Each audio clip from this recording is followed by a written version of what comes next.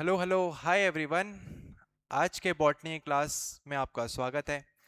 हम हम biological classification chapter already हमने स्टार्ट कर रखा है और वो चैप्टर में हम थोड़ा सा बायो का, बॉटनी का, बायो का हमने थोड़ा सा बेसिक हमने ऑलरेडी कवर कर रखा है। सारे ऑर्गेनिजम्स के क्लासिफिकेशंस, कुछ साइंटिस्ट्स के नाम, और हमने एक टेबल पढ़ा था जिसमें हमने वो देखा था कि साइंटिस्ट लोगों ने किस पॉइंट्स के बेसिस पे सारे ऑर्गेनिजम्स के ग्रुप्स बनाए। फिर हमने ये समझा था कि ग्रुप्स बनाने की नीड क्या पड़ी थी, क्योंकि थोड़ा सा फट से रिवाइज करते हैं। फिर आज का जो हमारा सिंपल टॉपिक रहेगा, आज हम अपने क्लास में मोनेरा टॉपिक को पूरा कंप्लीट करेंगे। मोनेरा टॉपिक मैं फिर से रिपीट करता हूं क्योंकि ये बात बहुत इंपॉर्टेंट है कि मोनेरा टॉपिक के अंडर ही बैक्टीरिया आता है और बैक्टीरिया आपके सिलेबस में गिवन है, तो इसीलिए आपको मोनेरा बहुत ही ध्यान से पढ़ना है। आज के क्लास का हमारा टॉपिक सिंपली मोनेरा है। आज हम सिर्फ मोनेरा टॉपिक को ही अच्छे से कवर करेंगे ताकि अगर उसमें से कोई भी क्वेश्चन आए तो वो आपसे सॉल्व हो जाए। मैं ये स्लाइड को जो हमने ऑलरेडी पढ़ रखा है उसको मैं सिर्फ 5 मिनट का टाइम लूंगा, लेकिन मैं उसको पूरा एक साथ बोलते हुए रिवाइज करवा दूंगा। अगर आपको लगे कि फिर भी अभी ऐसा कोई स्लाइड है जिसमें आपको थोड़ी सी और प्रैक्टिस की या थोड़ी सी और एक्सप्लेनेशन की नीड है, तो आप लोग मेरे को वहाँ पे रोकिए। मैं आपके कमेंट देख के मैं उस स्लाइड पे रुक जाऊंगा और उसको मैं एक और बार एक्सप्लेन कर दूंगा। तो आपको मतलब पूरे स्लाइड्स अच्छे से क्लियर होने चाहिए। फिर हम आज का जो हमारा टॉपिक है क्या है, वो आज का हमारा टॉपिक है मोनेरा। हम फिर मोनेरा टॉपिक को चालू करेंगे। तो ठीक है, हमने ये देखा कि इस चैप्टर में हम हमारी शुरुआत कहाँ से हुई। हमने शुरुआत की कि जो साइंटिस्ट लोगों को, जब साइंटिस्ट लोगों ने ऑर्गेनिजम्स का खोज चालू किया तो उन्होंने देखा कि चाहे हम आज जो प्लांट्स जानते हैं या हम जो एनिमल्स जानते हैं, अगर हम सारे ऑर्गेनिजम्स को एक साथ मिलाएं तो टोटल आज हम 17 से लेके 18 लाख, जो अगर हम दूसरे मीनिंग में लिखें तो 1.7 से लेके 1.8 मिलियन टाइप्स ऑफ ऑर्गेनिजम्स आज हमारे पास हमने डिस्कवर कर रखे हैं। कितने? 1.7 से लेके 1.8 मिलियन टाइप्स ऑफ ऑर्गेनिजम्स हमने डिस्कवर ऑलरेडी कर रखे हैं। अब ये जो ऑर्गेनिजम्स हैं, ये समझिएगा कि ऑर्गेनिजम्स सिर्फ प्लांट्स नहीं है या ये सिर्फ एनिमल्स नहीं है, ये दोनों मिल के हैं। मतलब चाहे वो कोई भी प्लांट हो, चाहे एनिमल हो, चाहे पानी में रहने वाला हो, चाहे हवा में उड़ने वाला हो, वो कहीं का भी एनिमल हो, या कोई भी छोटे से छोटा पौधा या बड़े से बड़ा पेड़, हर चीज मिला के टोटल जितने ऑर्गेनिजम्स आज तक साइंटिस्ट लोगों ने डिस्कवर किए हैं उसका नंबर कितना है? 1.7 से लेके 1.8 मिलियन। अगर आप दूसरे वर्ड्स में देखेंगे तो ये समझिए कि 1.7 से 1.8 मिलियन कितना होता है? 17 से लेके 18 लाख आसपास टाइप्स ऑफ ऑर्गेनिजम्स साइंटिस्ट लोगों ने ढूंढे। फिर एक बहुत ही सिंपल सा लॉजिकल मीनिंग बाहर निकला कि इतने सारे ऑर्गेनिजम्स को इंडिविजुअली पढ़ना बहुत ही टीडियस जॉब है, बहुत इजी काम नहीं है। तो क्या करते हैं कि इजीली ऑब्जर्वेबल कैरेक्टर्स को देखते हुए, जो कैरेक्टर्स हमको आंखों से समझ आ रहे हैं उसको देखते हुए कॉमन ऑर्गेनिजम्स का एक साथ ग्रुपिंग चालू कर दिया साइंटिस्ट लोगों ने। जिस जिस साइंटिस्ट ने सबसे पहले ग्रुपिंग का काम किया उनका नाम था एरिस्टोटल। एरिस्टोटल ने प्लांट्स को 3 पार्ट्स में तोड़ा, हर्ब्स, श्रब्स, ट्रीज, और उन्होंने एनिमल्स को 2 पार्ट्स में तोड़ा। किस बेसिस पे तोड़ा? कि जिस एनिमल के पास रेड ब्लड सेल है उसको उन्होंने बोला इनेमा, और जिसके पास रेड ब्लड सेल नहीं है वैसे type of group of animals को उन्होंने बोला एनेमा। फिर एक और साइंटिस्ट आए जिनका नाम है कैरोलस लीनियस। कैरोलस लीनियस ने टू किंगडम क्लासिफिकेशन हमको दिया। टू किंगडम क्लासिफिकेशन, किंगडम मतलब ग्रुप, तो टू का मतलब है उन्होंने सारे ऑर्गेनिजम्स को 2 ग्रुप्स में तोड़ा, एक है प्लांटे, एक है एनिमेलिया। ठीक है। फिर लीनियस के बाद एक और साइंटिस्ट आए जिनका नाम है अर्नेस्ट हैकल, और अर्नेस्ट हैकल ने बोला कि सारे ऑर्गेनिजम्स को आपने जो 2 ग्रुप्स में तोड़ दिया है, एनिमल्स में जितने, एनिमेलिया किंगडम में जितने ऑर्गेनिजम्स हैं वो सारे एक दूसरे से सिमिलर नहीं है। उसमें से कुछ ऐसे हैं जो आपस में तो सिमिलर हैं लेकिन पूरे एनिमेलिया से सिमिलर नहीं है। तो उस ग्रुप को उठा के अर्नेस्ट हैकल ने एक नया किंगडम बनाया जिसका नाम उन्होंने रखा किंगडम प्रोटेस्टा। कहानी प्रोटेस्टा तक पहुंची। यहां तक क्लियर है तो एक बार मेरे को यस लिख दो कि टू किंगडम से चालू होके कहानी अभी तक 3 किंगडम तक पहुंची है। 3 किंगडम मतलब मोनेरा, सॉरी मोनेरा नहीं आया अभी तक, कहानी अभी तक कहाँ तक पहुंची है? प्लांटी और एनिमेलिया लिनियस ने बना दिया था। अर्नेस्ट हैकल आए, बोले एनिमेलिया में जितने ऑर्गेनिजम्स हैं वो सारे एक दूसरे से सिमिलर नहीं है, उसमें से एक ग्रुप ऐसा है जो कि आपस में सिमिलर है लेकिन एनिमेलिया से सिमिलर नहीं है। तो उस के उन्होंने एक नया किंगडम बना दिया जिसका नाम उन्होंने रखा प्रोटेस्टा। तो हमारे पास 3 किंगडम अभी तक क्या है?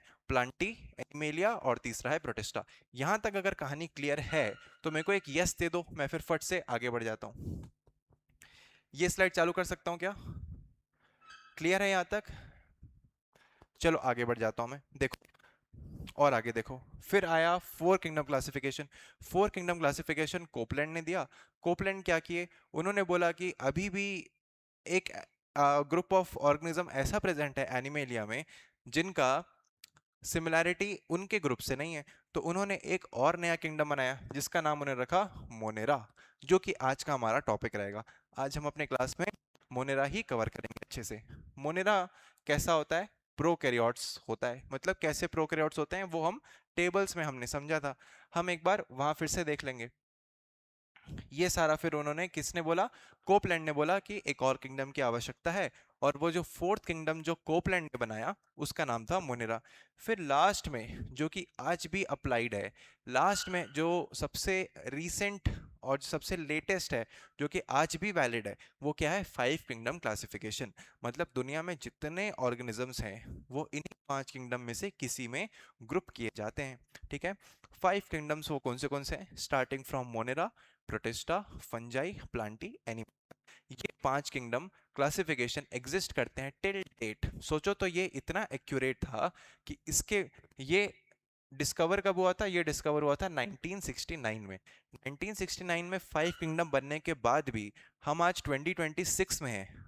सोचो इस समय से लेके आज तक में भी इतने सारे नए ऑर्गेनिजम्स, साइंटिस्ट लोगों ने पक्का कितने और नए ऑर्गेनिजम्स ढूंढे होंगे, लेकिन ये क्लासिफिकेशन इतना एक्यूरेट था कि जो भी नया ऑर्गेनिज्म साइंटिस्ट लोगों को मिला वो इन्हीं पांचों में से किसी एक ग्रुप में कॉमन ऑब्जर्व, मतलब कॉमन कैरेक्टर होते हुए उस ग्रुप में उन्होंने उसको डाल दिया। ठीक है, तो ये 5 किंगडम कौन से हैं? मोनेरा, प्रोटेस्टा, फंजाई, प्लांटी और एनिमेलिया। ये 5 ग्रुप हैं। मतलब 5 ग्रुप, ग्रुप को हम क्या बोलते हैं? किंगडम बोलते हैं। तो ये 5 किंगडम आज भी एग्जिस्ट करते हैं। उसके बाद ये टेबल हमने बहुत बार हम बहुत अच्छे से इसका एक्सप्लेनेशन देख चुके हैं कि टेबल में क्या है। सबसे पहले सेल टाइप है कि उसके पास डिफाइंड न्यूक्लियस है या डिफाइंड न्यूक्लियस नहीं है। अगर है तो उसको हम बोलते हैं यूकैरियोटिक, जो कि ये चारों हैं। प्रोटिस्टा, फंजाई, प्लांटी, एनिमेलिया कैसे हैं? यूकैरियोटिक। लेकिन मोनेरा के पास अपना डिफाइंड न्यूक्लियस ही नहीं होता, और क्योंकि उसके पास डिफाइंड न्यूक्लियस नहीं है तो न्यूक्लियस के अराउंड उसकी दीवार भी नहीं होगी, तो उसके पास न्यूक्लियर मेम्ब्रेन भी नहीं होता। तो इसलिए वो कैसा है? प्रोकैरियोटिक। आगे देखना, आगे सेल वॉल के केस में अगर देखोगे तो सेल वॉल किसका कैसा है उसके बेसिस पे भी साइंटिस्ट लोगों ने ग्रुपिंग का काम किया था। जिसमें पहला है कि मोनेरा का सेल वॉल कैसा है? Non cellulosic. कुछ ही प्रोटेस्टा में सेल वॉल प्रेजेंट होता है, इसलिए इसमें लिखा है प्रेजेंट इन सम। फंजाई का सेल वॉल होता है किसका? काइटिन का बना हुआ होता है। प्लांट्स के केस में सेल वॉल सेल्यूलोज का बना हुआ रहता है। और एनिमल्स के केस में एनिमल्स के पास खुद का सेल वॉल होता नहीं है, तो इसमें लिखा हुआ है क्या? एब्सेंट। आगे और नेक्स्ट पॉइंट, न्यूक्लियर मेम्ब्रेन वाला पॉइंट हमने पहले ही देख लिया। क्योंकि मोनेरा के पास अपना खुद का डिफाइंड न्यूक्लियस ही नहीं है, तो उसके पास दीवार तो न्यूक्लियस की क्या ही होगी, इसीलिए मोनेरा के पास न्यूक्लियर मेम्ब्रेन नहीं होता। बाकी ये सबके केस में सबके पास न्यूक्लियर मेम्ब्रेन होता है। फिर इसका नेक्स्ट पॉइंट है बॉडी ऑर्गेनाइजेशन। मैंने एक फ्लो चार्ट में समझाया था कि सबसे simpler unit of the body किसी भी ऑर्गेनिज्म का क्या होता है? वो होता है सेल। बहुत सारे सेल मिलके बनते हैं टिश्यू। जब टिश्यू मिलके एक जैसा काम करें उसको हम बोलते हैं ऑर्गन्स। और ऑर्गन्स एज अ यूनिट जब फंक्शन करता है तो वो काम करता है ऑर्गन सिस्टम जैसा। तो सब ऑर्गेनिज्म का बॉडी ऑर्गेनाइजेशन डिफरेंट डिफरेंट होता है बेस्ड ऑन देयर इवोल्यूशन, कि उनका बॉडी कितना इवॉल्व हुआ और उनको कितने मूवमेंट और सब चीज की आवश्यकता है। तो वैसे ही मोनेरा का कैसा है? सेल बॉडी, उसका ऑर्गेनाइजेशन कैसा है? सेल्यूलर है। तो उसके बॉडी में सिर्फ सेल्स ही प्रेजेंट है, उसके बॉडी में टिश्यूज भी नहीं प्रेजेंट है। तो अगर टिश्यू नहीं है तो आगे कहानी तो वैसे नहीं होगी, तो उसका कहानी सिर्फ सेल में आके रुक गया। प्रोटेस्टा के केस में भी सेल्यूलर है, तो प्रोटेस्टा के जो ऑर्गेनिजम्स हैं उनमें भी सिर्फ सेल्स ही प्रेजेंट है, सेल्स मिलके टिश्यू नहीं बनाए हैं। ये तो यूनिसेलुलर ही होते हैं, मतलब इनके पास तो एक ही सेल होता है, इनके पास एक ही सेल होता है, तो इनका तो टिश्यू ही कैसे बनेगा? क्योंकि हमको पता है the very basic definition of a tissue is a group of cells which are similar in function and origin are known as tissue. तो हम जब ग्रुप की बात कर रहे हैं, तो अगर कोई एक ही सेल है, तो सेल का जब ग्रुप ही नहीं है, तो उसमें तो टिश्यू बनने की कोई गुंजाइश ही नहीं है। There is no possibility of the presence of the tissue if there is only one cell present in the body of an organism. तो अगर सेल ही एक है तो टिश्यू कैसे बनेगा? तो वैसे ही मोनेरा और प्रोटेस्टा दोनों का बॉडी ऑर्गेनाइजेशन कैसा है? वो है सेलुलर लेवल। फंजाई के केस में उसका बॉडी ऑर्गेनाइजेशन कैसा है? उसके बॉडी में मल्टी सेलुलर लेवल प्रेजेंट हो सकता है, बहुत सारे सेल्स, और उसमें लूज टिश्यूज भी प्रेजेंट हो सकते हैं। प्लांटी का बॉडी ऑर्गेनाइजेशन कैसा है? Tissue and organ. याद रखना, organ level body organisation, organ system नहीं, सिर्फ ऑर्गन, ठीक है? ऑर्गन सिस्टम किस में प्रेजेंट रहता है? Organ system body organisation is present only and only in the kingdom of animalia. Animalia के ऑर्गेनिजम्स में ही सिर्फ organ system level of body organisation present रहता है। बाकी इनमें से किसी के कोई भी इतना इवॉल्व या इतना डेवलप्ड नहीं है कि जिसके पास organ system level of body organisation present हो। ह्यूमंस का केस देखेंगे तो ह्यूमंस भी किसके अंडर आते हैं? ह्यूमंस आते हैं एनिमेलिया के अंडर, और हमारे पास भी ऑर्गन सिस्टम है। ऑर्गन सिस्टम मतलब क्या? जब बहुत सारे ऑर्गन्स मिलके एज ए यूनिट काम कर रहे हो, तो उनको हम बोलते हैं ऑर्गन सिस्टम। हमारे बॉडी में ऑर्गन सिस्टम्स के अगर हम कुछ नाम एग्जांपल्स देखें, तो वो है हमारा डाइजेस्टिव सिस्टम, हमारा रेस्पिरेटरी सिस्टम, हमारा एक्सक्रीटरी सिस्टम। अब मान लो डाइजेस्टिव सिस्टम को अगर पकड़ो, तो चालू होता है वो माउथ से, फिर माउथ, फिर टंग एक पार्ट है, माउथ, टंग, फिर अब जहां से आप खाना अंदर लेते हो उसको हम बोलते हैं ईसोफेगस, फूड पाइप, ठीक है? ईसोफेगस, फिर वो जाके स्टमक, फिर intestine, small intestine, large intestine, फिर वो होता हुआ जाता है, फिर रेक्टम, फिर एनस, ऐसे होके फिर वो एक्सक्रीट हो जाता है। तो ये हमारे डाइजेस्टिव सिस्टम, सिस्टम मतलब क्या है? Organ system. अब organ system is made up of different types of organs. तो ये जैसे कि हमारा ईसोफेगस है, food pipe, esophagus, stomach, small intestine, large intestine, ये सब क्या है? ये सब है हमारे ऑर्गन्स। अब ये ऑर्गन्स साथ में मिलके एक स्पेसिफिक फंक्शन को परफॉर्म कर रहे हैं एज अ यूनिट, इसलिए हम ये सारे ऑर्गन्स को मिला के बोल रहे हैं ऑर्गन सिस्टम। प्लांट्स के केस में सिर्फ organs level of body organisation होता है, लेकिन organ system level of body organisation सिर्फ एनिमल्स में होता है, प्लांट्स में भी नहीं होता। एनिमल्स में तो बहुत सारी वैरायटी होती है। देखो, एनिमल्स में टिश्यू लेवल भी हो सकता है, ऑर्गन लेवल भी हो सकता है, और organ system level of body organisation भी हो सकता है। लास्ट वाला पॉइंट देखो कि सबका मोड ऑफ न्यूट्रिशन कैसा है। मोड ऑफ न्यूट्रिशन मतलब वो लोग अपना खाना कैसे लेते हैं।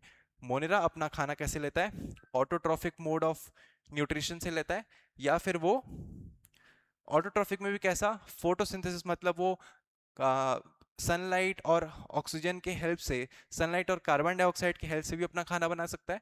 और कीमोसिंथेटिक मतलब वो दूसरे इनऑर्गेनिक सबस्ट्रेट्स को ब्रेक डाउन करके भी अपना खाना प्रोड्यूस कर सकता है। प्रोटेस्टा अपना खाना कैसे लेता है? प्रोटेस्टा भी ऑटोट्रॉफिक है, साथ ही प्रोटेस्टा हेटरोट्रॉफिक भी होते हैं। तो प्रोटेस्टा का मोड ऑफ न्यूट्रिशन कैसा है? Autotrophic as well as autotrophic as well as heterotrophic. Fungi का मोड ऑफ न्यूट्रिशन कैसा है? फंजाई के केस में देखना, फंजाई का मोड ऑफ न्यूट्रिशन है, उसका रहता है हेट्रोट्रॉफिक, मतलब वो सैप्रोफिटिक भी होते हैं, वो पैरासिटिक भी होते हैं। सैप्रोफिटिक किसको बोलते हैं? पैरासिटिक किसको बोलते हैं? मान लो, देखो, अगर कोई ऑर्गेनिज्म मर गया, मान लो कोई डेड ऑर्गेनिज्म है, उस पे कोई चीज आगे अगर लग रही है और अपना खान पान उस मरे हुए चीज से ले रही है, उसको हम बोलते हैं सैप्रोफाइट्स। समझ गए? समझ गए क्या? उसको हम बोलते हैं सैप्रोफाइट्स, जो अपना खाना, जो अपना न्यूट्रिशन एक डेड ऑर्गेनिक मैटर या एक डेड उससे ऑर्गेनिज्म से ले रही है, उसको हम बोलते हैं सैप्रोफाइट्स। पैरासाइट्स एक्चुअली वो रहते हैं जो कि लिविंग चीज में या तो बाहर की तरफ आके, या उस देखो, जैसे जो पैरासाइट्स होते हैं, जैसे मान लो अगर कोई पैरासाइट ह्यूमंस में आके अपना अगर न्यूट्रिशन ले रहा है, तो अगर वो ह्यूमंस के बॉडी में बाहर तरफ में अगर प्रेजेंट है और वहां से अपने न्यूट्रिशन ले रहा है, तो उसको हम बोलते हैं एक्सोपैरासाइट्स, और जो अंदर से जाके लेते हैं उसको हम बोलते हैं एंडोपैरासाइट्स। ठीक है? तो पैरासाइट्स लिविंग ऑर्गेनिज्म में जाके अपना न्यूट्रिशन लेते हैं, सैप्रोफाइट्स के केस में वो डेड ऑर्गेनिज्म में जाके अपना न्यूट्रिशन का फुलफिलमेंट करते हैं। ठीक है, तो फंजाई हेटरोट्रॉफिक हो सकते हैं, प्लांट तो ऑटोट्रॉफिक होते हैं। सबको पता है कि फोटोसिंथेसिस के थ्रू वो अपना खाना का प्रोडक्शन खुद करते हैं। तो प्लांट्स कैसे होते हैं? ऑटोट्रॉफिक। और एनिमल्स तो सबको पता है, एनिमल्स मतलब हम भी कैसे हैं? हम भी हैं हेटरोट्रॉफिक। हेटरोट्रॉफिक मतलब हम अपने खाने के लिए, हम अपने न्यूट्रिशन के लिए दूसरे ऑर्गेनिजम्स लाइक अदर एनिमल्स या फिर अदर प्लांट्स पे हम डिपेंडेंट है फॉर आवर फूड। हम अपना खाना खुद प्रोड्यूस नहीं करते, इसलिए हम भी कैसे हैं? हम हैं हेटरोट्रॉफिक। यहाँ पे ये टेबल भी हमारा हो गया फिनिश। अब हमारा six kingdom classification is not important for your exam, so we would just delete this slide. That slide is just not needed. तो हमको सिक्स किंगडम क्लासिफिकेशन नहीं पढ़ना। अब हम चालू करेंगे हमारा जो सबसे मेन टॉपिक है और जो आज का हमारा लेक्चर का टॉपिक है, वो है किंगडम मोनेरा। किंगडम मोनेरा के ऑर्गेनिजम्स को ही क्या बोलते हैं? किंगडम मोनेरा के ऑर्गेनिजम्स को हम बोलते हैं बैक्टीरिया।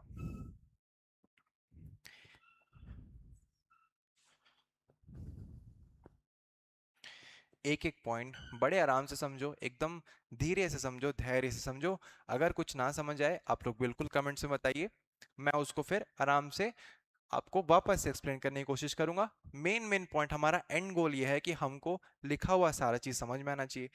क्यों? क्योंकि भाई ये जो हमारा टॉपिक है, मोनेरा जो टॉपिक है बैक्टीरिया, वो हमारे सिलेबस का पार्ट है, तो बहुत इंपॉर्टेंट है। और इससे क्वेश्चंस यूजुअली कभी कभी फ्रेम हो जाते हैं। तो अगर क्वेश्चन फ्रेम हो तो आपका क्वेश्चन विद इन सेकेंड्स बन जाए। वो ग्रिप लेने के लिए आपको ये सारा जो कॉन्सेप्ट है वो आप बड़े ही आराम से समझिए। मैं एक एक पॉइंट को बहुत ही आराम से धीरे से समझाता हूँ। देखो, पहले पॉइंट में लिखा है कि जो मोनेरा है उसके ऑर्गेनिजम्स को हम बोलते हैं बैक्टीरिया। मोनेरा के ऑर्गेनिजम्स को हम बोलते हैं बैक्टीरिया। और बैक्टीरिया जो है वो मोस्ट अबंडेंट माइक्रो ऑर्गेनिज्म है। बैक्टीरिया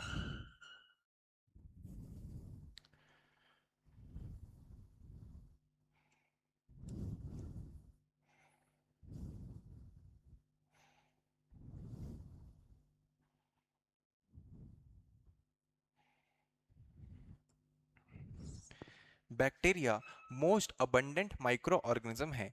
मोस्ट अबंडेंट का मीनिंग क्या होता है? अबंडेंट मतलब सबसे ज्यादा मिलने वाले, सबसे ज्यादा कॉमनली मिलने वाले को हम बोलते हैं मोस्ट अबंडेंट। इसमें लिखा हुआ है कि जो बैक्टीरिया है, bacteria is the most abundant micro organism. मतलब माइक्रो ऑर्गेनिज्म का मतलब क्या होता है? छोटे ऑर्गेनिज्म। ऑर्गेनिज्म तो समझते हो, माइक्रो हम साइज को बोलते हैं, माइक्रो मैक्रो ऐसे डिफरेंट डिफरेंट साइजेस होते हैं। तो माइक्रो मतलब बहुत ही छोटा, एकदम छोटा। तो माइक्रो ऑर्गेनिजम्स के केस में बैक्टीरिया मोस्ट अबंडेंट है। इसका एग्जांपल समझो कि अगर हम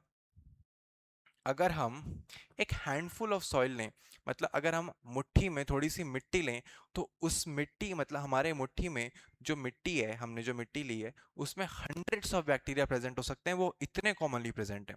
समझो कि बैक्टीरिया इतने कॉमनली प्रेजेंट है कि हम अगर अपने हाथ में ऐसे मिट्टी उठाएं तो इस मिट्टी में भी हंड्रेड्स ऑफ बैक्टीरिया, सैकड़ों बैक्टीरिया उसमें प्रेजेंट है। ये हो गया, ठीक है। फिर अब देखो, बैक्टीरिया के पास एक बहुत ही स्पेशल प्रॉपर्टी है। बैक्टीरिया का एक बहुत ही स्पेशल क्वालिटी है कि वो एक्सट्रीम से एक्सट्रीम कंडीशंस में भी सरवाइव कर लेता है। एक्सट्रीम कंडीशंस कैसे? मतलब समझो, हॉट स्प्रिंग्स में, भयंकर गर्म जगह में, डेजर्ट्स में, स्नो में मतलब रेत वाली जगह में डेजर्ट्स में, और स्नो में मतलब बर्फ में, डीप ओशंस, समुद्र की बिल्कुल एकदम गहराई में, समुद्र की बहुत ज्यादा गहराई में, सैंड में मतलब डेजर्ट में, रेत में, और तुम्हारा स्नो में, बर्फ में, और हॉट स्प्रिंग्स में मतलब बहुत ही गर्म जगह में। ये सब एक्सट्रीम कंडीशंस में भी, जहां पे कोई दूसरा ऑर्गेनिज्म एग्जिस्ट ही नहीं कर पा रहा, वहां पे भी बैक्टीरिया एग्जिस्ट कर लेता है। क्यों कर लेता है? देखो, बैक्टीरिया एग्जिस्ट इसलिए कर लेता है क्योंकि बैक्टीरिया का जो सेल वॉल है, वो अब उसके पास एक बहुत ही स्पेशल क्वालिटी है। अब वो जो क्या क्वालिटी है वो हम उसको नेक्स्ट स्लाइड में देखते हैं। यहाँ पे नेक्स्ट पॉइंट देखो कि स्ट्रक्चर के शेप के बेसिस पे बैक्टीरिया चार टाइप्स के हो सकते हैं। अगर वो स्फेरिकल हैं तो उसको हम बोलेंगे कोकस, अगर वो रॉड शेप्ड है उसको हम बोलेंगे बैसिलस, अगर वो कॉमा शेप्ड है, कॉमा कैसा होता है, कॉमा होता है ऐसा, तो उसको हम बोलेंगे विब्रियो। और चौथा है अगर वो स्पाइरल शेप्ड है तो उसको हम बोलेंगे स्पाइरुलम। शेप के बेसिस पे बैक्टीरिया के चार टाइप्स होते हैं। पहला है स्फेरिकल कोकस, दूसरा है रॉड शेप्ड बैसिलस, तीसरा है कॉमा शेप्ड विब्रियो और चौथा है स्पाइरल शेप्ड स्पाइरुलम। कुछ बैक्टीरिया ऑटोट्रॉफिक होते हैं। ऑटोट्रॉफिक मतलब क्या, जो अपना खाना खुद बनाते हैं, ठीक है, इनऑर्गेनिक सबस्ट्रेट से। और मेजॉरिटी, थोड़े, देखो इसमें लिखा है कि कुछ बैक्टीरिया ही ऐसे हैं जो कि ऑटोट्रॉफ्स हैं, मतलब कुछ ही ऐसे बैक्टीरिया हैं जो अपना खाना खुद बना रहे हैं, लेकिन मेजरली ज्यादातर कैसे हैं, ज्यादातर, ये वर्ड ध्यान रखना, इसमें लिखा है मेजॉरिटी। मेजॉरिटी मतलब ज्यादातर,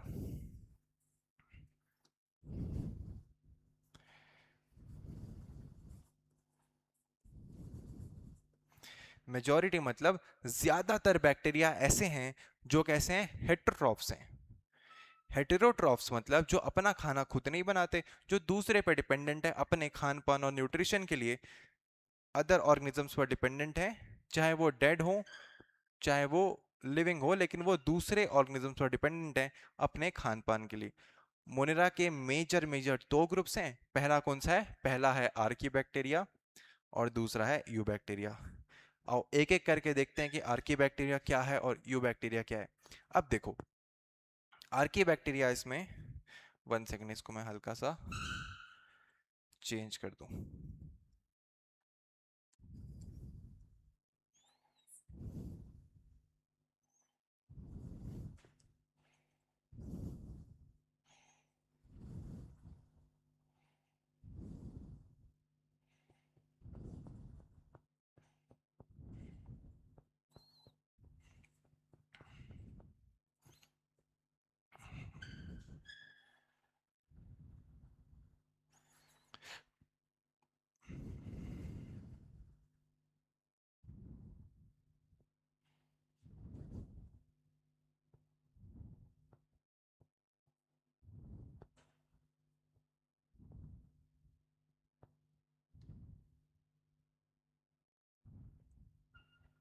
चलो देखो, अब समझना, ये स्लाइड समझना ध्यान से।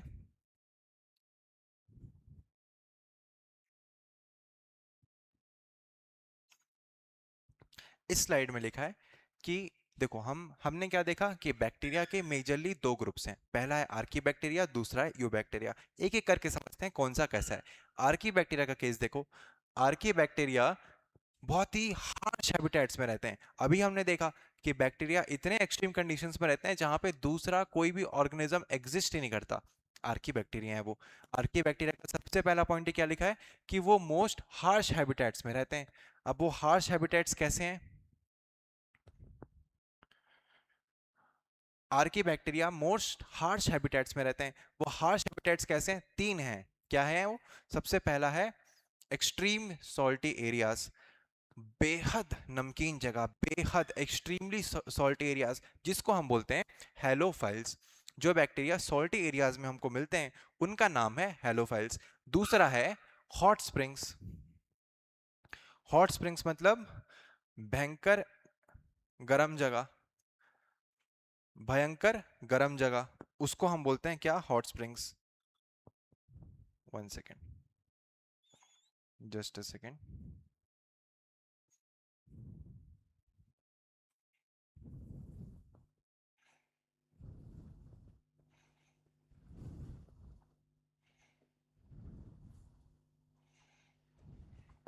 ठीक, तो सबसे पहला जो है हम क्या देख रहे हैं कि आर्की बैक्टीरिया भयंकर हार्श कंडीशंस में, जिस कंडीशंस में दूसरा कोई भी ऑर्गेनिज्म एग्जिस्ट नहीं कर पा रहा, उसमें भी आर्की बैक्टीरिया एग्जिस्ट कर ले रहा है। क्यों एग्जिस्ट कर ले रहा है हम नेक्स्ट पॉइंट्स में देखेंगे, लेकिन वो एक्सट्रीम कंडीशंस है कौन से। सबसे पहला है एक्सट्रीम सलाइन एरियाज, बेहद नमकीन जगह, और जो बैक्टीरिया सलाइन एरिया से मिलते हैं उसको हम बोलते हैं हेलोफाइल्स। दूसरा है हॉट स्प्रिंग्स, मतलब भयंकर गर्म जगह, जो बैक्टीरिया गर्म जगह में मिलते हैं उसको हम बोलते हैं थर्मो एसिडोफाइल्स। और तीसरा है मार्शी एरियाज, मतलब दलदली इलाका, उसको हम बोलते हैं मिथेनोजन्स। ठीक है, ये तीन एक्सट्रीम कंडीशंस हैं जहां पे आर्की बैक्टीरिया हमको देखने को मिलते हैं।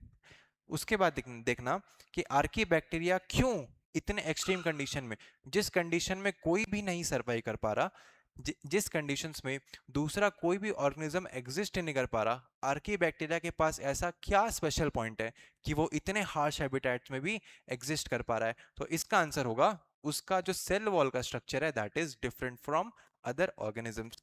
आर्की बैक्टीरिया का सेल वॉल का स्ट्रक्चर अलग है जो कि उसको एक्सट्रीम कंडीशंस में सरवाइव करने में हेल्प कर रहा है। ठीक है, जो कि उसको एक्सट्रीम कंडीशंस में सरवाइव करने में हेल्प कर रहा है। उसके बाद देखो कि मिथेनोजेंस, यहाँ पे लिखा है ना मिथेनोजेंस, जो मार्शी एरियाज में मिलते हैं उसको हम बोलते हैं मिथेनोजेंस। मिथेनोजेंस रूमिनेंट एनिमल्स के गट्स में, गट्स मतलब पेट में प्रेजेंट होता है। कौन से हैं वो ruminant animals? Cows, buffaloes etcetera. आगे देखो क्या काम करते हैं वो किससे?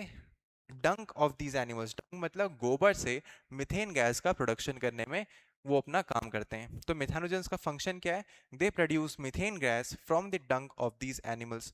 और मिथेनोजेंस गट मतलब पेट में मिलते हैं किसके? रूमिनेंट एनिमल्स के, for example cows, buffaloes etcetera. Next point देखो, इसमें लिखा है कि हेलोफाइल्स और मिथेनोजेंस जो हैं ये ऑब्लिगेट एनारोब्स हैं। मतलब हेलोफाइल्स और मिथेनोजेंस को सरवाइव करने के लिए ऑक्सीजन की नीड नहीं है, उसी को हम बोलते हैं एनएरोब्स। एनएरोब्स मतलब जिसको सरवाइव करने के लिए ऑक्सीजन की नीड नहीं है। लेकिन थर्मोएसिडोफाइल्स कैसे हैं?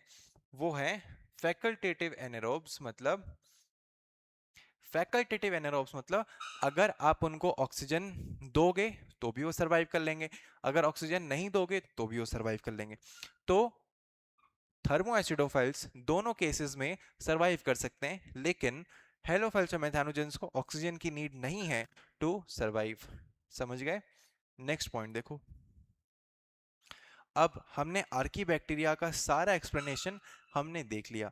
अब आप और सेकंड वाले पे हम आएंगे। पहला वाला क्या था? पहला वाला था आर्की बैक्टीरिया। समझो अभी तक हमने हम क्या देख रहे थे? अभी तक के एपिसोड में हमने समझा कि जो बैक्टीरिया है वो तो एक्चुअली में क्या है? मोनेरा। मोनेरा के ऑर्गेनिजम्स को ही हम कॉमनली बोलते हैं bacteria. Bacteria majorly two types के हैं।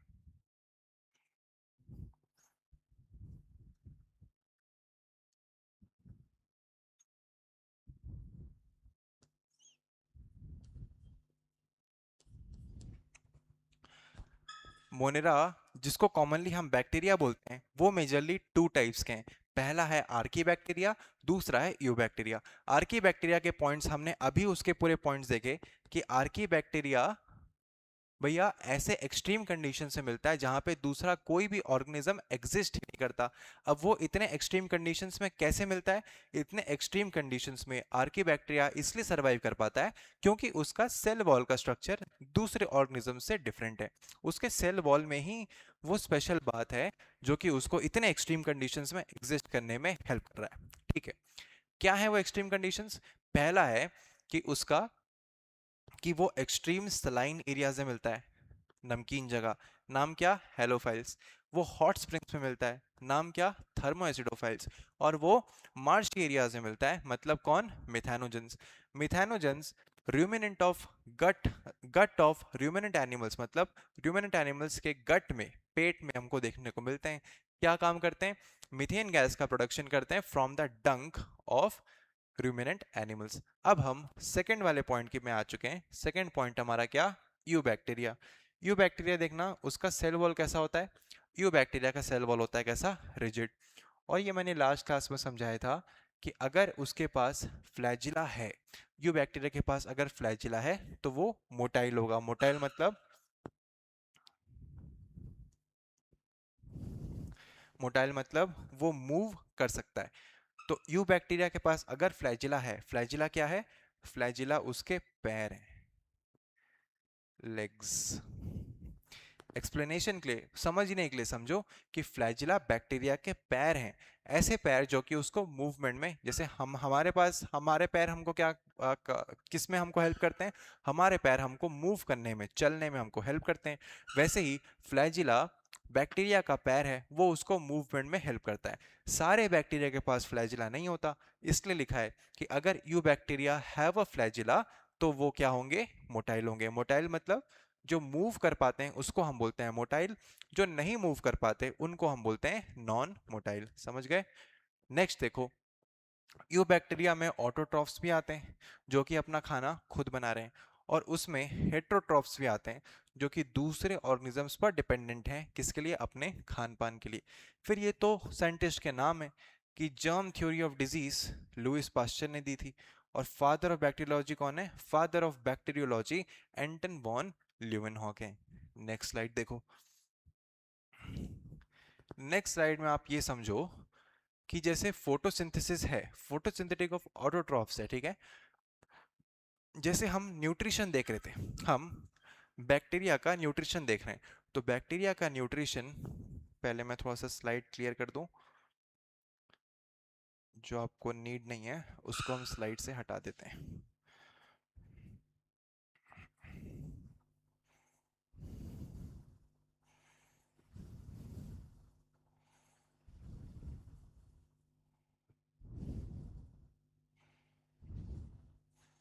Just a second.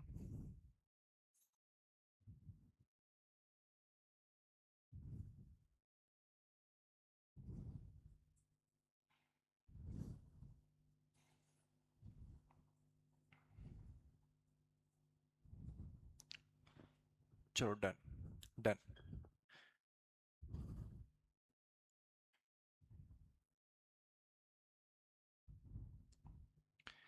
अब समझना, अब समझना, जैसे हम क्या देख रहे थे, हम देख रहे थे न्यूट्रिशन ऑफ बैक्टीरिया, ठीक है। उसमें जो सबसे पहला टाइप होता है कि बैक्टीरिया अपना खाना कैसे लेता है, उसमें पहला टाइप है उसका फोटोसिंथेटिक ऑटोट्रॉफ्स। फोटोसिंथेटिक ऑटोट्रॉफ्स मतलब, फोटोसिंथेटिक तो हमको पता ही है, जो अपना खाना खुद बनाते हैं उसको हम बोलते हैं फोटोसिंथेटिक ऑटोट्रॉफ्स। किसकी हेल्प से बनाते हैं, सनलाइट की हेल्प से जो अपना खाना खुद बनाते हैं उसको हम बोलते हैं फोटोसिंथेटिक ऑटोट्रॉफ्स। ऑटोट्रॉफ्स मतलब तो सिंपली क्या, जो अपना खाना खुद बना रहा है। और क्योंकि फोटोसिंथेटिक टर्म आया, मतलब जो सनलाइट के हेल्प से अपना खाना खुद बना रहा है उसको हम बोल रहे हैं फोटोसिंथेटिक ऑटोट्रॉफ्स। टर्म आप समझ गए? आगे देखो, एग्जाम्पल उसका क्या है, फोटोसिंथेटिक ऑटोट्रॉफ्स का एग्जाम्पल है साइनोबैक्टीरिया। आगे देखो, दे हैव क्लोरोफिल ए, किसके जैसे, similar to green plants. Chlorophyll a एक ऐसा पिगमेंट है जो कि फोटोसिंथेसिस के प्रोसेस में हमको, मतलब प्लांट्स को हेल्प में आता है। हमारे पास तो नहीं होता, हमारे पास क्योंकि क्लोरोफिल ए नहीं है इसलिए हम अपना खाना खुद नहीं बना पाते, इसलिए हम ह्यूमंस हेट्रोट्रॉप्स होते हैं। हेट्रोट्रॉप्स मतलब जो अपने न्यूट्रिशन के लिए दूसरे किसी ऑर्गेनिज्म पे, चाहे वो एनिमल हो चाहे वो प्लांट हो, डिपेंडेंट हो, उसको हम बोलते हैं हेट्रोट्रॉप्स। प्लांट्स, और यहाँ इस केस में यू बैक्टीरिया के पास क्लोरोफिल ए होता है। क्लोरोफिल ए एक ऐसा पिगमेंट है जो कि फोटोसिंथेसिस के प्रोसेस में हमको, मतलब प्लांट्स को हेल्प करता है, ठीक है। तो लिखा हुआ है कि जो फोटोसिंथेटिक ऑटोट्रॉफ्स हैं उनके पास क्लोरोफिल ए प्रेजेंट होता है सिमिलर टू प्लांट्स, मतलब जैसे प्लांट्स के पास भी क्लोरोफिल ए होता है उसी के जैसे, सिमिलर मतलब उसी के जैसे फोटोसिंथेटिक ऑटोट्रॉफ्स के पास भी क्लोरोफिल ए का पिगमेंट प्रेजेंट होता है। नेक्स्ट पॉइंट देखो, साइनोबैक्टीरिया जो जिसको हम ब्लू ग्रीन एल्गा भी बोलते हैं, वो कैसे होते हैं, ये पॉइंट थोड़ा सा स्पेशल है, इसको आप थोड़ा ध्यान से समझना।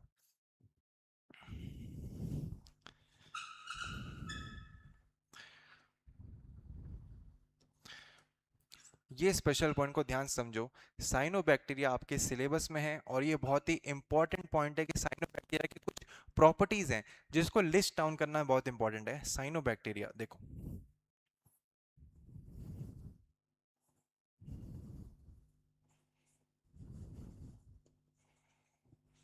साइनोबैक्टीरिया, साइनोबैक्टीरिया के कुछ प्रॉपर्टीज देखो।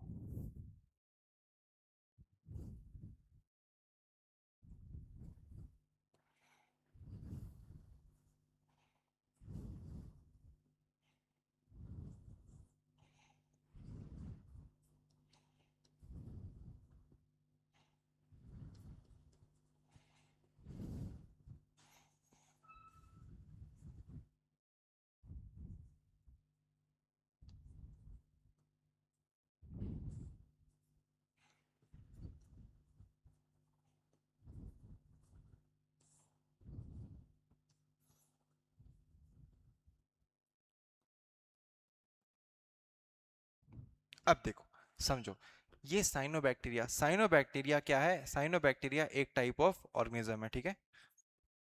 Cyanobacteria one kind of organism है। इसके कुछ कुछ स्पेशल पॉइंट है।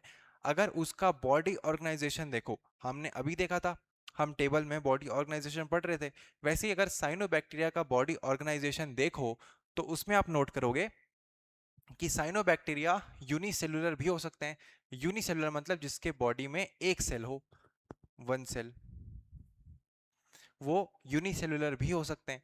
वो कॉलोनियल भी हो सकते हैं। कॉलोनियल मतलब, कॉलोनियल का टर्म उससे याद रखना, जैसे हम क्या, हमारे घर में, हमारी सोसाइटी की कॉलोनी बोलते हैं ना हम, कॉलोनी। कॉलोनी मतलब जब बहुत सारे घर एक साथ होते हैं, हम उसको बोलते हैं कि हम इस कॉलोनी में रहते हैं। कॉलोनी मतलब जब बहुत सारे घर एक साथ हैं। तो कॉलोनियल भी वैसी हैं कि जब बहुत सारे सेल हों। तो यूनिसेल तो साइनोबैक्टीरिया यूनिसेलुलर तो हो सकता है। यूनिसेलुलर मतलब जब उसके पास सिर्फ एक ही सेल हो। वो कॉलोनियल भी हो सकता है जब उसके पास बहुत सारे सेल हों, और उसके सेल्स फिलामेंट्स के फॉर्म में भी प्रेजेंट हो सकते हैं। उस केस को हम बोलते हैं कि उसका बॉडी ऑर्गेनाइजेशन कैसा है? उसका बॉडी ऑर्गेनाइजेशन है फिलामेंटस। तो साइनोबैक्टीरिया का आप डाइवर्सिटी देखो कि साइनोबैक्टीरिया कितने डिफरेंट फॉर्म्स में एग्जिस्ट कर सकता है, जैसे कि यूनिसेलुलर, कॉलोनियल, और तीसरा फिलामेंटस। और पॉइंट देखो, अगर हम उसके हैबिटेट की बात करें कि साइनोबैक्टीरिया कहाँ कहाँ एग्जिस्ट करता है, तो हैबिटेट्स के केस में वो टेरेस्ट्रियल भी हो सकता है, वो मरीन भी हो सकता है, और वो फ्रेश वाटर भी हो सकता है। समझ गए कि मतलब वो टेरेस्ट्रियल मतलब वो जमीन में भी एग्जिस्ट कर सकता है, मरीन मतलब वो सी वाटर में भी एग्जिस्ट कर सकता है, समुद्र में, और फ्रेश वाटर मतलब वो लेक्स में, पॉन्ड्स में भी एग्जिस्ट कर सकता है। तो देखो हैबिटेट वाइज भी वो, मतलब साइनोबैक्टीरिया हैबिटेट वाइज भी कितने जगह प्रेजेंट है, और उसका बॉडी ऑर्गेनाइजेशन भी कितने डिफरेंट टाइप्स का है। ये एक स्पेशल पॉइंट है साइनोबैक्टीरिया के बारे में। यहाँ पे वही चीज लिखा है कि साइनोबैक्टीरिया यूनिसेलुलर हो सकते हैं, कॉलोनियल हो सकते हैं, फिलामेंटस हो सकते हैं, फ्रेश वाटर, मरीन या फिर टेरेस्ट्रियल में देखने को मिलते हैं, ठीक है। जो कॉलोनीज बनती है ना, अच्छा मैंने वही पॉइंट यहाँ से हटाया था, ये देखो, अब ये पॉइंट समझो। ये पॉइंट अब यहाँ से थोड़ा सा समझने की कोशिश करो। ये दिख रहा है आपको? ये समझो कि ये एक एक सेल है साइनोबैक्टीरिया का, ये एक सिंगल सेल है। जैसे ये एक सेल है, ये एक सेल है, ये एक सेल है, वैसे ही करके देखो ये इतने सारे सेल हैं। अब क्योंकि बहुत सारे सेल्स प्रेजेंट है, तो हम इस स्ट्रक्चर को बोल रहे हैं कॉलोनियल। कॉलोनीज के जैसे सेल्स प्रेजेंट है, तो ये स्ट्रक्चर है कॉलोनियल। यहाँ पे लिखा हुआ है कि जो उसका कॉलोनियल स्ट्रक्चर रहता है वो कवर्ड रहता है एक जिलेटिनस शीट से। यहाँ पे देखो, एक ब्लू कलर की लेयर बनी हुई है, ये येलो कलर से मैंने सेल बनाए, उसके बाजू में एक ब्लू कलर से लेयर बनी है, वो लेयर जिलेटिनस शीट है, ठीक है। तो जो कॉलोनियल स्ट्रक्चर रहता है साइनोबैक्टीरिया का, उसके अराउंड में एक शीथ मतलब एक परत प्रेजेंट रहती है, उस परत का नाम है जिलेटिनस शीथ। और साइनोबैक्टीरिया के पास एक स्पेशलाइज्ड सेल रहता है, मतलब साइनोबैक्टीरिया के कुछ सेल्स स्पेशलाइज्ड मतलब वो ऐसे कुछ काम में स्पेशल हो जाते हैं, जिसको उस सेल का नाम क्या है, उसको हम बोलते हैं हेट्रोसिस्ट। तो साइनोबैक्टीरिया के कुछ सेल एक पर्टिकुलर काम में अपने आप को चेंज कर लिया, अपने आप वो स्पेशलाइज्ड हो गए। तो उन सेल्स को हम क्या बोल रहे हैं? उन सेल्स को हम बोल रहे हैं हेट्रोसिस्ट। यहां भी नाम देख लो, उन सेल्स को हम बोल रहे हैं हेट्रोसिस्ट। ये हेट्रोसिस्ट किस काम में स्पेशल हुए? ये हेट्रोसिस्ट एटमॉस्फेरिक नाइट्रोजन को फिक्स कर रहे हैं। देखो क्या कर रहे हैं, मैं समझाता हूँ। देखो, जैसे एनवायरनमेंट में सारे गैसेस प्रेजेंट है, उसमें ऑक्सीजन है, कार्बन डाइऑक्साइड है, नाइट्रोजन है, ऐसे ही और भी डिफरेंट डिफरेंट गैसेस हमारे एनवायरनमेंट में फ्रीली एग्जिस्ट करते हैं। लेकिन एनवायरनमेंट में जिस फॉर्म में, मतलब गैस फॉर्म में एक पर्टिकुलर फॉर्म में प्रेजेंट होता है ना एनवायरनमेंट में, तो नाइट्रोजन जिस फॉर्म में प्रेजेंट है उस फॉर्म में वो एक्चुअली में हम उसको यूज नहीं कर सकते।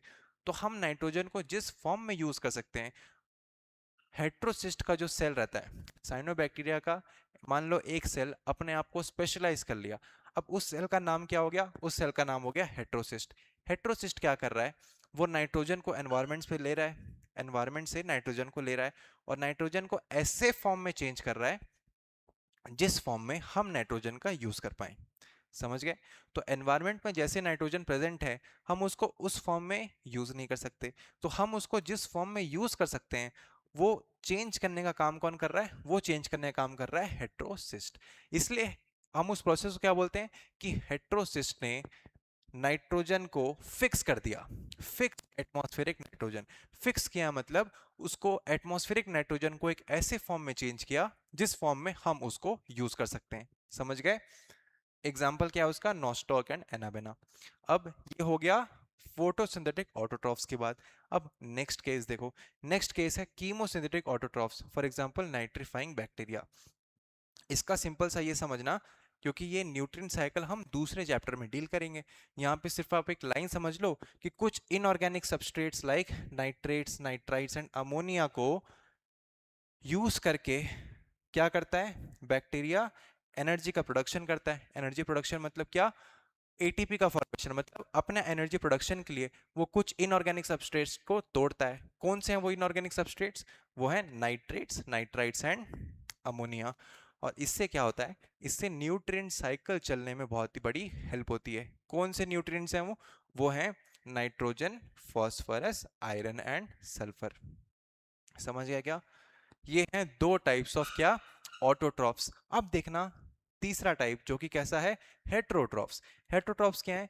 ये ज्यादा अबंडेंट है नेचर में। ज्यादा अबंडेंट मतलब अगर आप बैक्टीरिया का केस देखोगे तो ऑटोट्रॉफ्स कुछ ही हैं, ज्यादातर बैक्टीरिया हेट्रोट्रॉफ्स होते हैं। इसलिए लिखा है कि मोर अबंडेंट।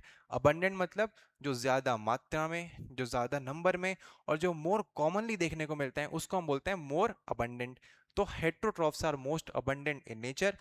और इसके बाद लिखा हुआ है पॉइंट कि वो मेजॉरिटी, मेजॉरिटी क्या है? Important decomposers. डिकम्पोजर्स मतलब क्या? जो डेड ऑर्गेनिक मैटर है या जो डेड ऑर्गेनिज्म है जो कि एनवायरनमेंट में एग्जिस्ट करता है लेकिन मर गया है, उसको एनवायरनमेंट में वापस रिसाइकल करने का काम डिकम्पोजर्स करते हैं। फॉर एग्जाम्पल अगर समझो कि मानो एक चूहा मर गया फॉर एग्जाम्पल, ठीक है, उस पर चींटियां आई। चींटियों ने उस चूहे को खाया, या मान लो कोई भी कीड़ा आया, कुछ भी आया जिसने उस मरे हुए चूहे को खाया, तो एक्चुअली में उसने उसको रिसाइकल करने में हेल्प किया। ठीक है, उसको हम बोलते हैं डिकम्पोजर्स। वैसे ही बैक्टीरिया बहुत सारे न्यूट्रिएंट्स को और बहुत सारे ऑर्गेनिक मैटर को रिसाइकल करने में हेल्प करते हैं। इसलिए वो कैसे काम करते हैं? वो काम करते हैं एज डिकम्पोजर। नेक्स्ट स्लाइड पे चल सकते हैं, ये हमने ऑलरेडी समझ लिया। नेक्स्ट स्लाइड है हमारा कि इम्पैक्ट्स क्या है हेटरोट्रॉफिक जो बैक्टीरिया है उसके नेचर में। इम्पैक्ट्स क्या है? सबसे पहले देखना parasitic bacteria, some are pathogen causing. Pathogen causing मतलब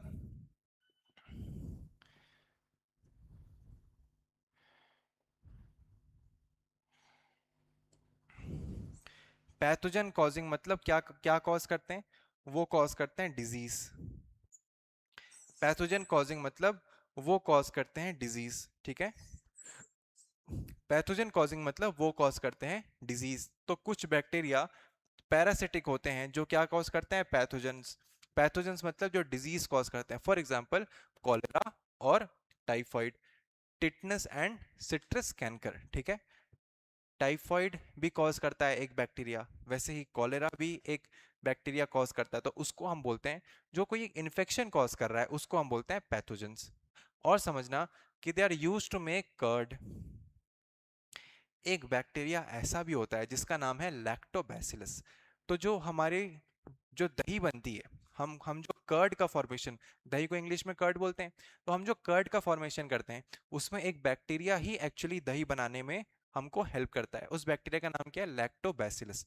तो क्योंकि हम देख रहे हैं कि नेचर में हेट्रोट्रॉफिक बैक्टीरिया का इम्पैक्ट क्या है, इम्पैक्ट मतलब उसका क्या रोल है नेचर में, हम ये देख रहे हैं। तो इसका एक एग्जांपल ये है कि दही बनाने में भी एक बैक्टीरिया बहुत ही यूजफुल होता है। उस बैक्टीरिया का नाम क्या है? उस बैक्टीरिया का नाम है लैक्टोबैसिलस।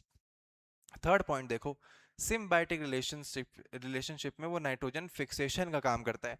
नाइट्रोजन फिक्सिंग मैंने समझा दिया कि जो नेचर में जो नाइट्रोजन प्रेजेंट है, जिस फॉर्म में हम उसको यूज नहीं कर सकते, उसको बैक्टीरिया चेंज करता है एक ऐसे फॉर्म में जो हम उसको यूज कर पाए। समझ गए? तो वो लेग्यूम प्लांट्स, एक कैटेगरी ऑफ प्लांट्स रहती है जिसको हम बोलते हैं लेग्यूम प्लांट्स, उसके रूट्स में बैक्टीरिया प्रेजेंट रहता है और वो उसके रूट्स में प्रेजेंट होकर ही एटमॉस्फेरिक नाइट्रोजन को फिक्स करने का काम करता है। एग्जाम्पल क्या है? राइजोबियम। और एंटीबायोटिक्स, एंटीबायोटिक्स मतलब हम जब इन्फेक्शन के कोई मान लो इंजेक्शन लेते हैं तो इंजेक्शन से हम जो लिक्विड अंदर भेजते हैं एक्चुअली में वो एंटीबायोटिक्स रहती है। एंटीबायोटिक्स हमारे पैथोजेंस को, हमारे अंदर जो डिजीज है उसको क्योर करने में हमको हेल्प करती है। तो एंटीबायोटिक्स के फॉर्मेशन में भी बैक्टीरिया का बहुत बड़ा रोल होता है। समझ गए? नेक्स्ट स्लाइड देख सकते हैं। अब रिप्रोडक्शन ऑफ बैक्टीरिया हम देख रहे हैं। बैक्टीरिया रिप्रोड्यूस कैसे करते हैं? अगर एक बैक्टीरिया है वो आगे रिप्रोड्यूस कैसे करेंगे? देखो, under unfavourable conditions. Unfavourable conditions मतलब जब कंडीशंस उसके फेवर में ना हो। मतलब देखो, एनवायरनमेंट की अलग अलग कंडीशंस है, मानते हो? तो जब बैक्टीरिया को अपने सूटेबल कंडीशंस ना मिले तो वो बना देते हैं स्पोर्स। स्पोर्स मतलब कैसे होता है? देखो, मान लो ये बैक्टीरिया है तो बैक्टीरिया अपने अराउंड एक कवरिंग बना देता है जिसको हम बोलते हैं क्या, कि उसने स्पोर फॉर्मेशन कर लिया। क्यों? क्योंकि कंडीशंस उसको सूट नहीं कर रही तो वो अपने अराउंड एक तो कवरिंग बना दिया। कैसा फॉर्मेशन बन गया? वो बन गया स्पोर का फॉर्मेशन। ठीक है। अब बैक्टीरिया रिप्रोड्यूस करती है कैसे? बैक्टीरिया रिप्रोड्यूस करती हैं मेनली फिजन से। समझना, बैक्टीरिया मेनली फिजन के प्रोसेस से रिप्रोड्यूस करती हैं। फिजन कैसे होता है एक्चुअली में? हम इस प्रोसेस को हम दूसरे उस पर देखेंगे क्योंकि वो वहाँ पे एक्चुअली में हमारा टॉपिक है कि फिजन और कॉन्जुगेशन जैसे यहाँ पे लिखा है वो अलग अलग क्या होते हैं। हालांकि उसका बहुत ही डेप्थ में जाना आपके लिए यूजफुल नहीं होगा क्योंकि एग्जाम में आपसे फिजन के जो प्रोसेस होता है उसके ऊपर क्वेश्चंस नहीं बनेंगे। वो ये पूछ सकता है कि बैक्टीरिया मेनली किससे रिप्रोड्यूस करते हैं, तो आपका आंसर होना चाहिए कि बैक्टीरिया मेनली फिजन के प्रोसेस से रिप्रोड्यूस करते हैं। They also reproduce by a sort of sexual reproduction जिसको हम बोलते हैं क्या, कॉन्जुगेशन। ठीक है। तो एक सेक्सुअल रिप्रोडक्शन मेथड से भी बैक्टीरिया रिप्रोड्यूस करते हैं जिसका नाम है कॉन्जुगेशन, या मोर मेजरली, ज्यादा मेनली जो जिससे वो रिप्रोड्यूस करते हैं उस प्रोसेस का नाम है फिजन। ठीक है। लास्ट स्लाइड देखो। अब है माइकोप्लाज्म जो कि इंपॉर्टेंट है। माइकोप्लाज्म जिसको पीपीएलओ भी बोलते हैं। पीपीएलओ का फुल फॉर्म क्या होता है? Pleuro pneumonia like organism. Pleuro pneumonia like organism किसको बोलते हैं? माइकोप्लाज्म को बोलते हैं। क्यों? देखो, ये जो ऑर्गेनिज्म है इसके पास सेल वॉल नहीं होती। ये एक ऐसा ऑर्गेनिज्म है विच लैक्स अ सेल वॉल। लैक्स मतलब जिसके पास सेल वॉल नहीं है। ठीक है। और ये स्मॉलेस्ट लिविंग सेल है।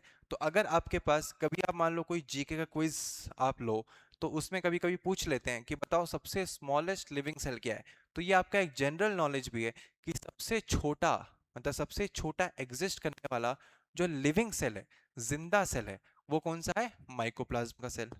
और they can survive without oxygen, मतलब अगर आप उनको ऑक्सीजन प्रोवाइड ना भी करो माइकोप्लाज्म भी एग्जिस्ट कर सकते हैं। और क्या लिखा हुआ है? Many are pathogenic in animals and plants. Pathogenic मतलब वो इन्फेक्शन कॉज करने का पूरा पूरा क्षमता रखते हैं। तो माइकोप्लाज्म सबसे छोटे लिविंग सेल हैं, बिना ऑक्सीजन के भी सरवाइव कर सकते हैं और पैथोजेनिक होते हैं, मतलब प्लांट्स और एनिमल्स में इन्फेक्शन कॉज करने की क्षमता रखते हैं। इन्फेक्शन कॉज करने की क्षमता रखते हैं। तो ये हमारा मोनेरा का टॉपिक पूरा कंप्लीटली हमने खत्म कर दिया, ओवर कर दिया है। इसको आप आराम से रिवाइज करिए। नेक्स्ट क्लास से हम प्रोटेस्टा जो कि हमारा सेकंड किंगडम है, हम वहां प्रोसीड करेंगे और आगे देखेंगे। अगर आपको मोनेरा या इससे पहले हमने जो डिस्कवरी वाला पार्ट पढ़ा है, अगर आपको उसमें कुछ भी डाउट है आप मेरे को बिल्कुल कमेंट सेक्शन में पूछिए। I take up that doubt और फिर हम उसको क्लियर करते हुए आगे बढ़ेंगे ताकि आपका कॉन्सेप्ट कंप्लीटली आपके माइंड में बिल्कुल सेट हो।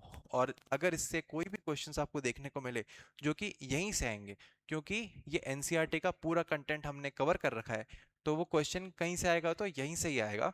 तो इसको आप अच्छे से समझिए, बार बार रिवाइज करिए। मैं इसके ऊपर अलग अलग क्वेश्चंस प्रैक्टिस भी कराऊंगा तो उसकी आपको टेंशन नहीं है। आप बस थ्योरी अभी पढ़िए, मैं आपको क्वेश्चंस पूछूंगा भी और क्वेश्चंस का हम टेस्ट भी देंगे, तो वो प्रैक्टिस भी हमारी हो जाएगी। तो आज के लिए हम अपनी क्लास यहाँ पे एंड करते हैं। नेक्स्ट क्लास में हम एक नए टॉपिक के साथ मिलेंगे। तब तक पढ़ते रहिए, कुछ भी डाउट आने से मेरे को नेक्स्ट क्लास में ज़रूर बताइए। Thank you.